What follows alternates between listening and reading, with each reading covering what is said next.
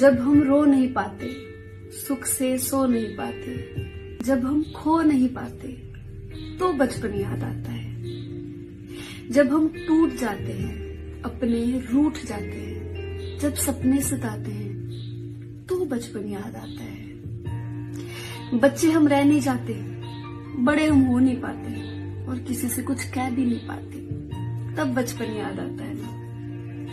किसी को सह नहीं पाते, अकेले भी हम रह नहीं पाते और किसी से कुछ कह भी नहीं पाते, तब बचपन याद आता है ना। छोटे हम रह नहीं जाते, बड़े हम हो नहीं पाते, तो बचपन याद आता है। जिंदगी बहुत सी अजीब बातों का एक मजमुआ है। अजीब बातें, इत्तेफाकात, मुआवजे, पास दफा समझ नहीं आती। अगर इसको कभी एक जुमले में डिफाइन करना पड़े तो वो क्या होगा?